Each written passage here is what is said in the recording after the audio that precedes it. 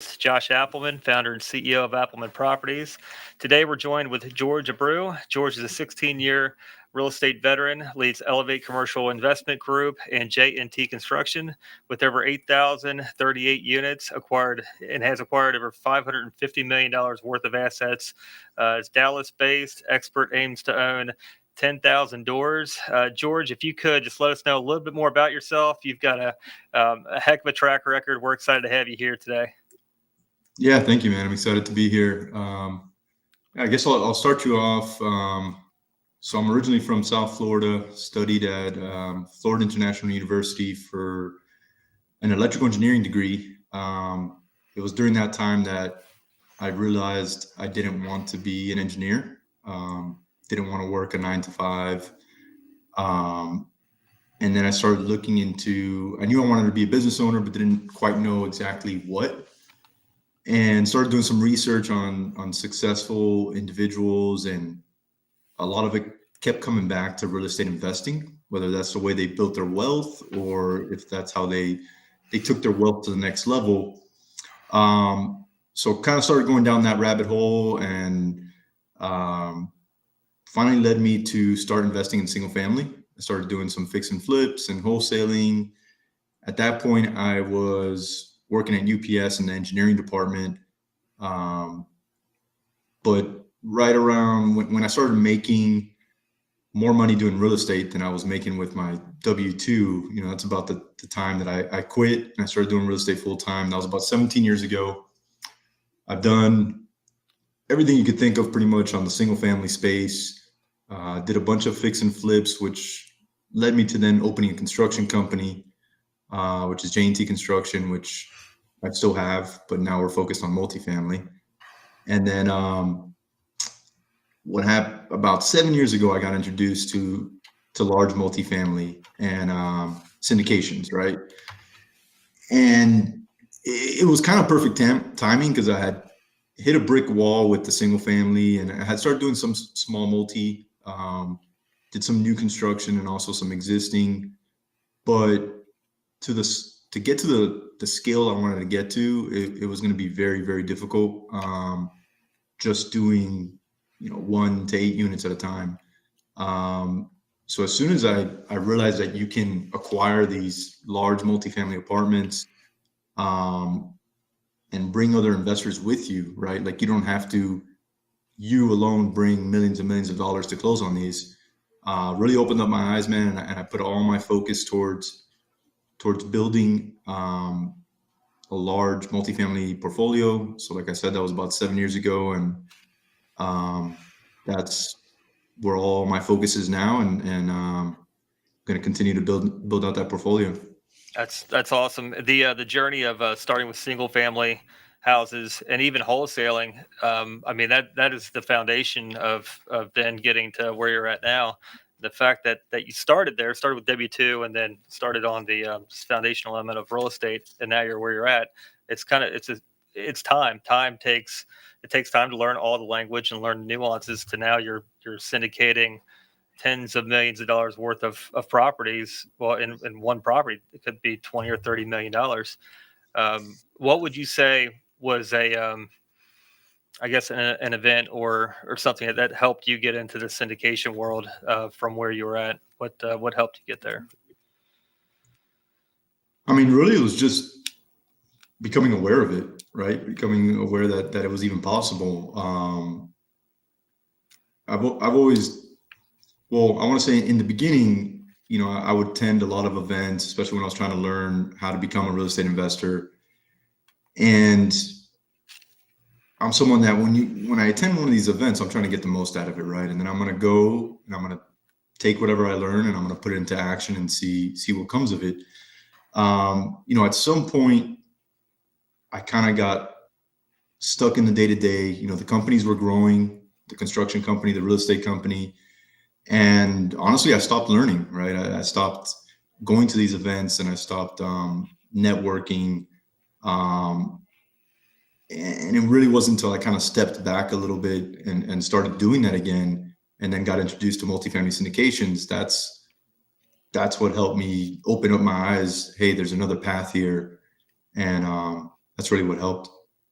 That's huge. And then you recognize what really was a roadblock, and then that alleviated really your next propel forward.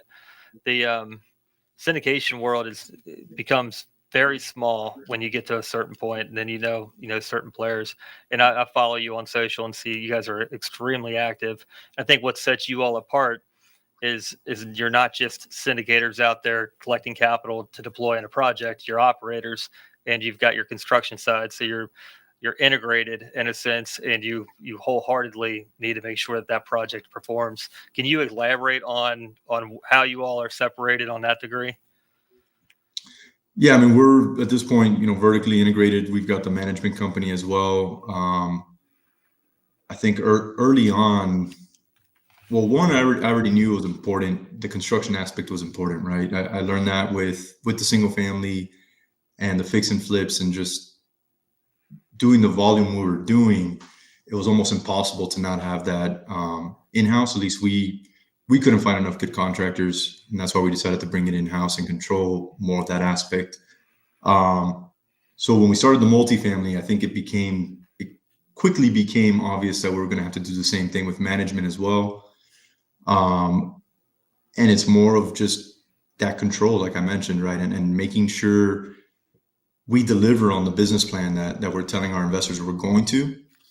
When you're relying on a lot of third-party companies, there's only so much you can do to push them, right? And so I think that's what kind of sets us apart, is that vertically integrated. Obviously, there's other groups that have the same, but we're just strong believers that you've got to be a good operator. And I think the hot market saved a lot of the mediocre, not so good operators. Yeah. And that's not going to be the case anymore.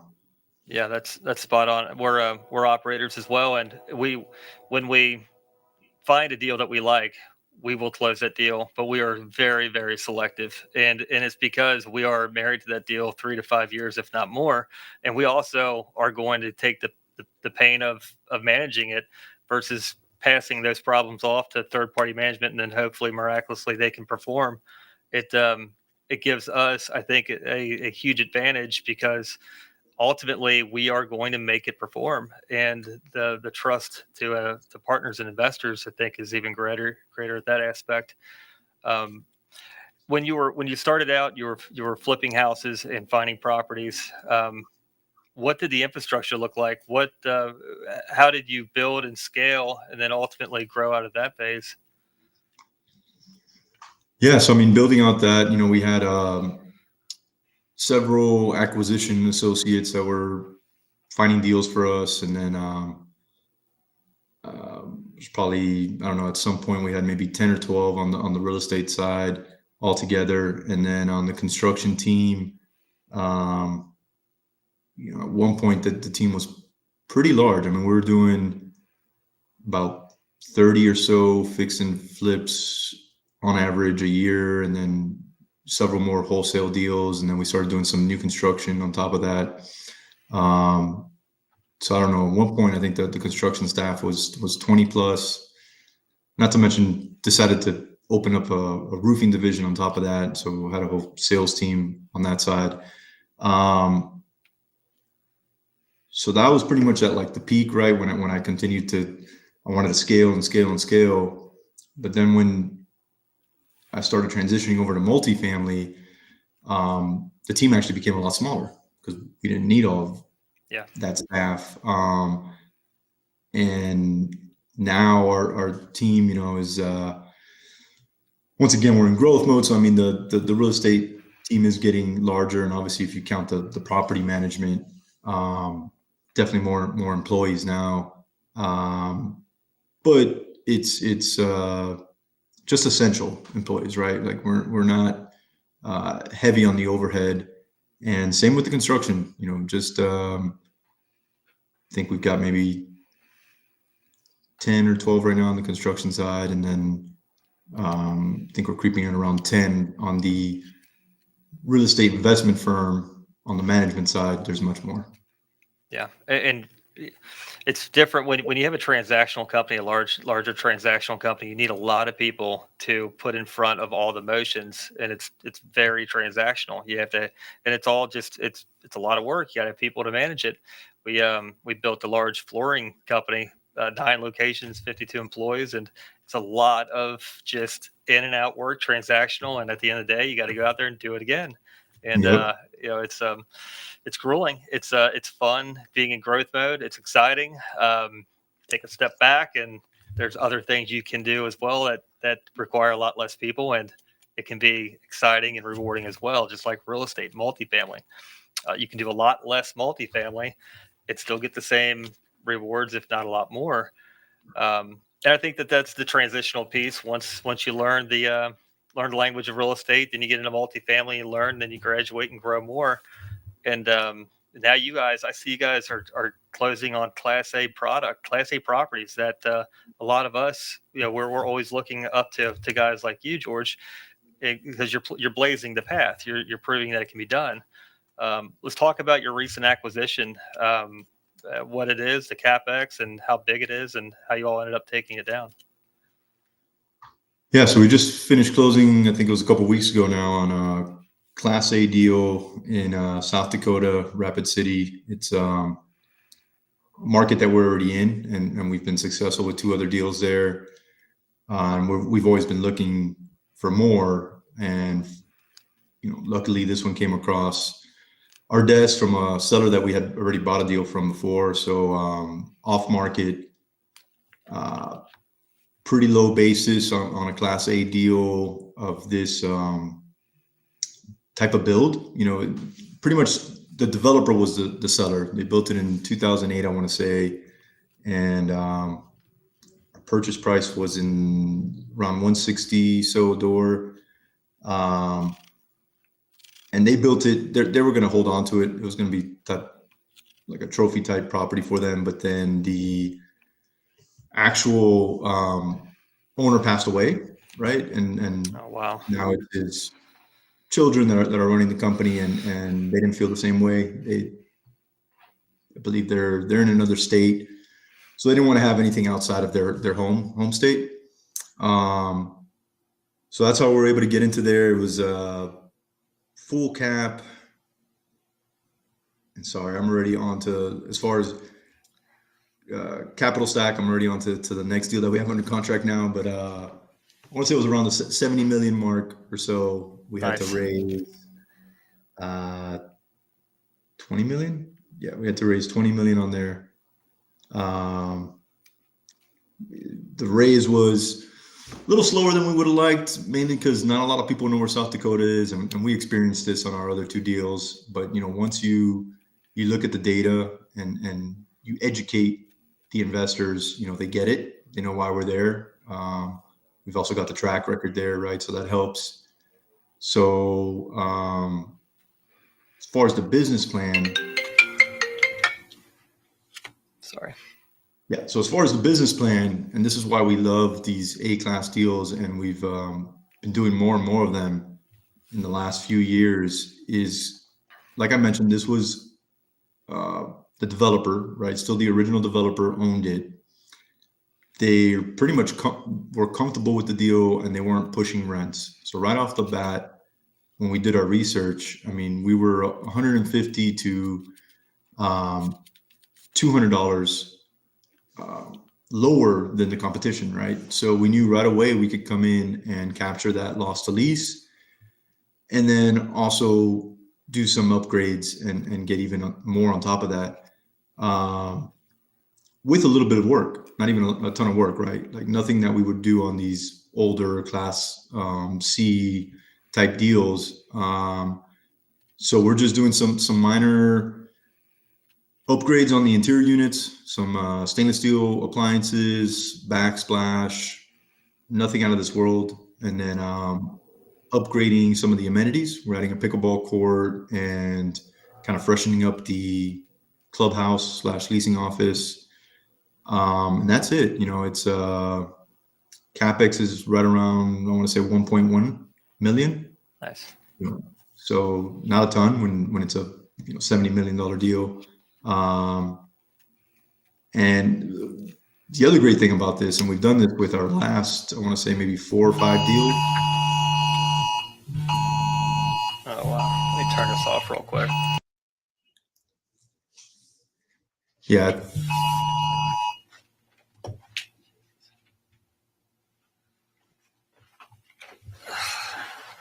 I was afraid that was going to happen. Yeah, it's that national thing, right? Yeah, that's Yeah, I interesting. silenced my phone, so I guess the alert came up, but okay. We're back. You let me know when. You good? Yeah, we're good. $1.1 million CapEx and backsplashes. What? Okay. Yeah, I got my train of thought back. Yeah. Yeah, on this particular market, is it a emerging market, a path of progress market, established market? Yeah, I mean it's growing. I mean it's God, I forgot the exact statistic, but 7 times the national average of population growth is what's been Wow. happening there for years. You've got several corporate companies. It's actually considered the friendliest small business state, South Dakota. Yeah. And really good policies in place, and yeah, obviously job growth and population growth are the main things we look at, and then also affordability. So if you do an affordability test on this property, the residents can afford a whole lot more than what they're paying right now, which is always a good thing. And I was saying, or I wanted to go into one of the things that we've done in the past now, and I think our last 4 or 5 A-class deals, when we're negotiating the PSA, we actually get the seller to agree to start doing our business plan and doing our rent bumps. So per the PSA, on their renewals, they had to offer our rents from our pro forma. So by the time we closed, because we ended up extending this a little further, there was also a lot of renewals happening in the next few months. That was another reason we really wanted to push this, so we wouldn't be behind the 8 ball. We were, I want to say it was close to about 60% of our pro forma end of year one NOI already, just from those rent bumps. That's incredible. And you had a willing and able management company in front of you that's able to push them. And that just shows, well, that shows you the basis, the delta between what they were putting them in at and what the market was dictating. That was a hell of a find on your all's end to even see the property and notice the deal that and that's 160 or 170,000 per unit, brand new, 160. 2008, but I mean, Yeah, still but really, really good build. I mean, they took care of it too. That was another thing. There was a ton of CapEx that they spent on a yearly basis. I think actually, from the time we had it under contract, they redid the entire parking lot, resealed it and everything. So a good seller. We've bought from them before. We knew they took care of their properties. I mean, 2008, new electric, plumbing. You don't need to worry about the 1970s cast iron and all the other Yep. good things that come with those properties. I mean, it's just you got to buy at a higher cap to offset the expenses going out on older properties. But if you buy a newer property, buy at a larger, higher basis, and it all evens out at the end. Very cool. What's the plan with JNT Construction? Continue growing it out as the portfolio grows? Yeah, pretty much. I mean, we started doing more third party here and there as well, working with other investors. At first, it was mainly just our deals, but yeah, just continue. I mean, there's a big gap there for good multifamily contractors. Yeah. So we see that, and we think we can definitely step in and take care. Yeah, labor pool is a major challenge everywhere. Finding good, competent crews that can get out there and get it done, show up on time, and just do basic customer service, common sense, just communication. It's difficult. Which at the same time, though, that's if you're vertically integrated, you've got crews, project managers, you've got pieces in place. That's a competitive edge. That's what sets your organization apart from the rest, and plus keeping cost to where it makes sense. When we had third party in front of us. There was a lot of money that was being nefariously spent at problems just to make the problems going away. And once we took over management, we were able to squeeze a lot of expenses down and or get rid of them. And we procure labor material at a basis that is desirable. So, and I know that's your all's edge as well. Yeah, I mean, most of our materials we can get nationally, right? So we don't have an issue as far as pricing on material wise. And then labor, a lot of our crews travel to wherever we go. So we're not, if you look at our portfolio, we're not scared to go to different markets. Yeah, I think that's something that we're trying to overcome. We're about an hour out of our base here, but just getting into totally separate states, markets, where you are relying more on remote staff. I think once you cross that bridge, then it opens up the doors to a lot of other opportunities. Once you do one, you prove it to yourself, get confidence, courage, do it again. But you all have proven to yourself over and over. What would you say your outlook is for the next 5 years on growth? This year has been a lot slower than we hoped, right? It's been a price correction and just a tough year overall, right? A lot of things changing and the rates obviously going up at the speed that they did and that trickle effect. So, this year has definitely been slower, but we have gotten some good deals done, which we feel great about. And, we're going to keep pushing. We just got one under contract here beginning of this week. So, I think next year's going to start off just as slow, probably. My guess is towards the end, it might start picking up and then kind of just picking up every year after that. Yeah. Right now, compared to last year and year before, everything's on discount on that perspective. Once the rates do signal coming down, though, I feel like it's going to be just shoot through the glass ceiling. And yeah, it's gonna be crazy for sure. So it's like buy whatever you can find right now. If it's a 8 or a 9 cap, just sit and wait.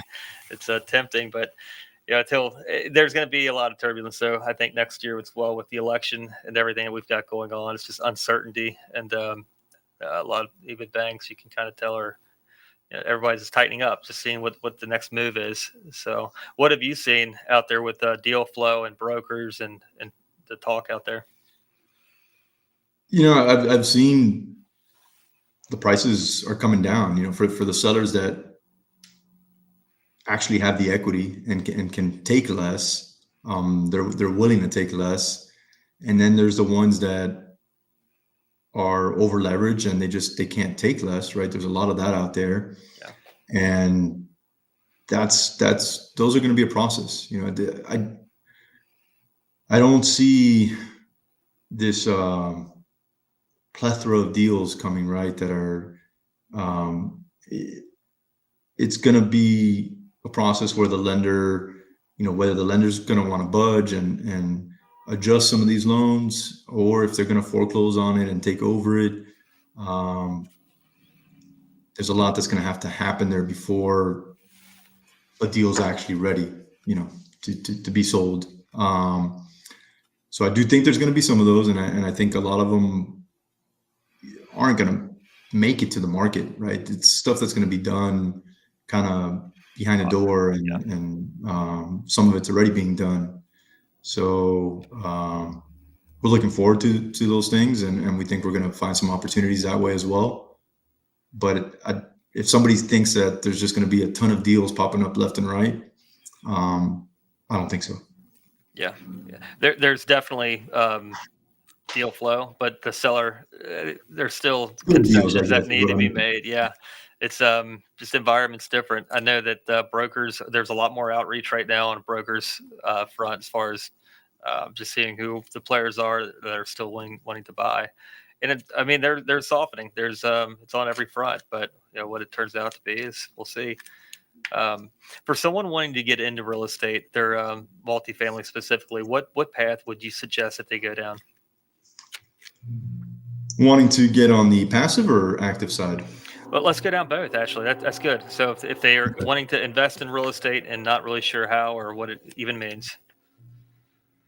Yeah, look, if they have funds to deploy, I would highly suggest, even if they want to go active, I would suggest investing in a few deals passively.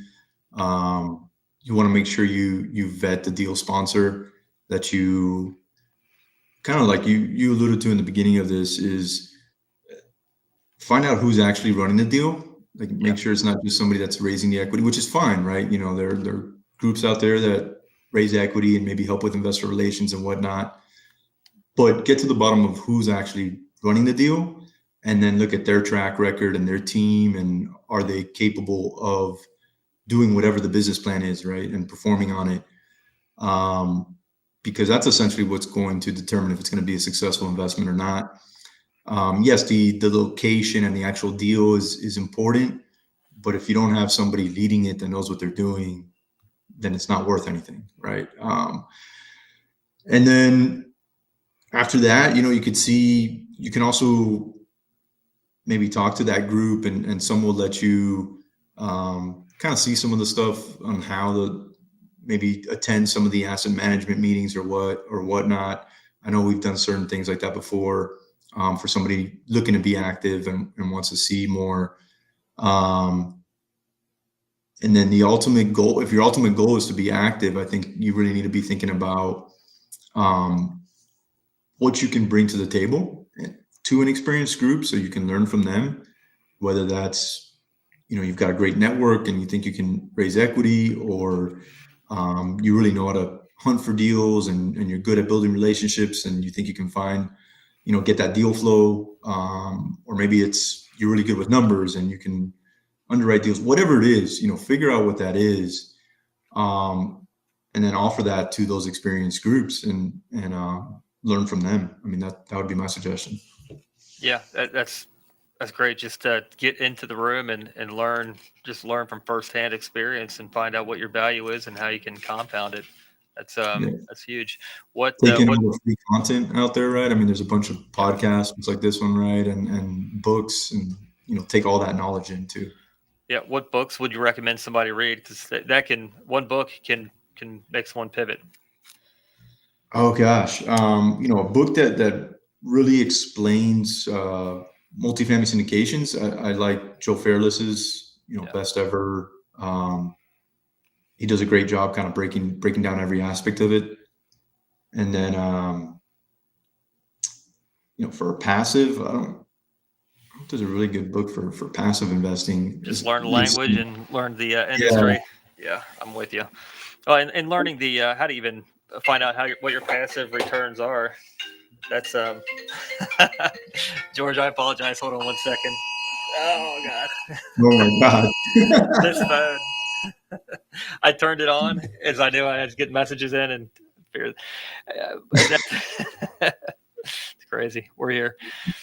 But learning books, or reading books, learning how to invest, learning the language, learning how to underwrite your underwrite your returns, and against what the GP is putting out there is huge. But yeah, absolutely. What about masterminds? I know you're in quite a few. You put those out there. What masterminds would you suggest a potential real estate investor getting into? Well, I'm a part of Investor Fuel, so I got to put that one out there. It's a great group. It's got a single family side to it, and then also a multifamily, or we call it cash flow group. We meet once a quarter. You know, we really try.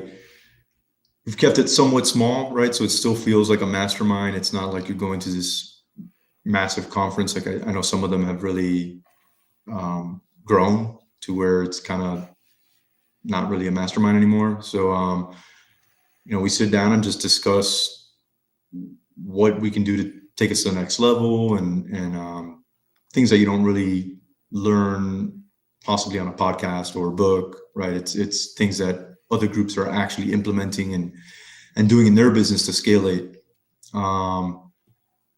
That's really the only mastermind that I'm a part of. I know there's a bunch of other ones out there. I think, look, any time that you can get together with others that are in the industry and that are being successful, and you can share ideas with them, I mean, that's priceless. Yeah, I totally agree. Get in the room, the energy, the talk, just the talk on passing other people's conversations can, I mean, it's level you up for sure. That's huge. George, we truly appreciate you coming on the show today. Apologize for the disruptions that the government put out there for us. It's all good. If somebody wants to reach out and get a hold of you, how can they get a hold of you? Yeah, they can email me. It's George or Jorge, Jorge at elevatecig.com. They can also go to the website, elevatecig.com. Stands for Commercial Investment Group, so elevatecig.com. Bunch of free content on our website, and yeah, it's probably the best way. Awesome, man. I look forward to continue following you and love what you're doing, man. Appreciate your time today. All right, thank you.